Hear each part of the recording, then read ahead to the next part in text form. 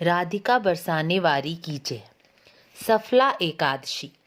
युधिष्ठिर जी ने भगवान कृष्ण से पौष मास के कृष्ण पक्ष में आने वाली एकादशी का क्या नाम है, क्या विधि है और उस एकादशी में किस देवता की पूजा की जाती है, पूछा। भगवान कृष्ण बताते हैं, राजन, बड़ी बड़ी दक्षिणा वाले यज्ञों से मुझे इतना संतोष नहीं मिलता जितना एकादशी व्रत के अनुष्ठान से होता है। पौष मास के कृष्ण पक्ष में सफला नाम की एकादशी आती है। इस दिन भगवान नारायण की पूजा की जाती है। जिस प्रकार नागों में शेषनाग, पक्षियों में गरुड़ और देवताओं में विष्णु श्रेष्ठ हैं, उसी प्रकार संपूर्ण व्रतों में एकादशी व्रत श्रेष्ठ है। सफला एकादशी के दिन ओम नमो नारायणाय का जप करके नारियल, सुपारी, अनार, आंवला, लौंग, बेर और धूप दीप से भगवान श्री हरि का पूजन करें। ठाकुर जी को पंचामृत से स्नान भी कराएं। सफला एकादशी के दिन दीप दान करने का विशेष महत्व है। रात को वैष्णव जन के साथ रात्रि जागरण करें। पूरी रात नहीं कर सकते तो कम से कम 11:30 या 12 बजे तक तो अवश्य ही करें। भगवान का नाम जप कीर्तन रात्रि जागरण में अवश्य करें। रात्रि जागरण करने वाले को जिस फल की प्राप्ति होती है वह हजारों वर्ष तपस्या करने से भी नहीं मिलती। अब मैं आपको सफला एकादशी की शुभकारिणी कथा बताती हूँ। चंपावती नाम की एक पुरी थी जो कभी राजा महिष्मत की राजधानी थी। राजऋषि महिष्मत के 5 पुत्र थे। उनमें जो ज्येष्ठ था वह सदा पाप कर्म में ही लगा रहता था, पर स्त्रीगामी वैश्यासक्त था।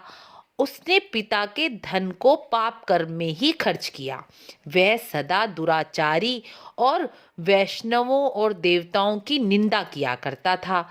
अपने पुत्र को ऐसा पापाचारी देखकर राजा महिष्मती ने राजकुमारों के साथ उसे घर से बाहर निकाल दिया और उसका नाम लुम्भक रख दिया। पिता और भाइयों ने मिलकर उसे राज्य से बाहर निकाला। लुम्भक गहन वन में चला गया। वहां रहकर वह समूचे नगर का धन लूट लिया करता था। एक दिन जब वह नगर में चोरी करने के लिए गया तो सिपाहियों ने उसे पकड़ लिया, किंतु जब उसने अपने को राजा महिष्मत का पुत्र बतलाया तो सिपाहियों ने उसे फिर छोड़ दिया। वह फिर वन में लौट आया और मांस और वृक्षों के फल को खाकर जीवन यापन करने लगा। उस दुष्ट का विश्राम स्थल एक पीपल का वृक्ष था। वह पीपल का वृक्ष बहुत वर्षों पुराना था। वह वन में देव वृक्ष के समान था। पाप बुद्धि लुम्बक वहीं निवास करता था। एक दिन किसी संचित पुण्य के प्रभाव से उसके द्वारा एकादशी व्रत का पालन हो गया।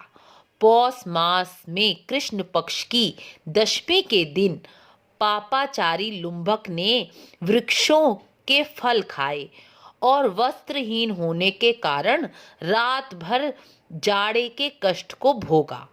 उस समय ना तो उसे नींद आई और ना ही उसे आराम मिला। वह बेजान सा हो रहा था। सूर्योदय होने पर भी उसको होश नहीं आया। सफला एकादशी के दिन लुम्बक बेहोश सा पड़ा रहा। दोपहर होने पर उसे थोड़ी सी चेतना आई और वह इधर उधर दृष्टि डालकर देखने लगा और आसन से उठा और लड़खड़ाता हुआ वन के भीतर चला गया। वह भूख से दुर्बल और पीड़ित हो रहा था। राजन, लुम्भक बहुत से फल लेकर जब अपने विश्राम स्थल वापस लौटा तब सूर्यदेव अस्त हो रहे थे। तब उसने उस पीपल वृक्ष की जड़ में ही वह फल निवेदन कर दिए और कहा कि इन फलों से लक्ष्मीपति भगवान विष्णु संतुष्ट हों। यह कहकर लुम्बक ने रात भर नींद नहीं ली। इस प्रकार अनायास ही इस व्रत का पालन हो गया। उस समय सहसा आकाशवाणी हुई कि हे राजकुमार, तुम सफला एकादशी के प्रभाव से राज्य और पुत्र प्राप्त करोगे।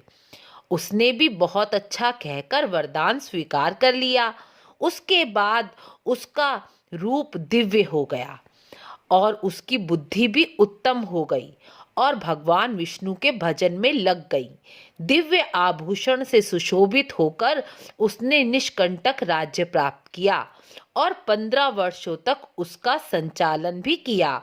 उसको मनोयज्ञ नामक पुत्र उत्पन्न हुआ। जब वह पुत्र बड़ा हुआ तब लुम्भक ने उसे तुरंत ही राज्य दे दिया। राज्य की ममता छोड़कर पुत्र को राज्य देकर वह स्वयं भगवान कृष्ण की भक्ति में डूब गया। जहाँ कभी भी मनुष्य कभी भी जिनकी भक्ति से जिनको कभी शोक नहीं होता। कृष्ण आगे कहते हैं, हे राजन, सफला एकादशी का उत्तम व्रत जो करता है वह इस लोक में सुख भोग कर मरने के पश्चात मोक्ष को प्राप्त होता है। संसार में वह मनुष्य धन्य है जो सफला एकादशी के व्रत में लगे हुए हैं। उन्हीं का जन्म सफल माना गया है। महाराज, इसकी महिमा को पढ़ने सुनने से राजसूय यज्ञ का फल प्राप्त होता है। वीडियो अच्छी लगी हो तो लाइक शेयर सब्सक्राइब अवश्य करें। राधे राधे।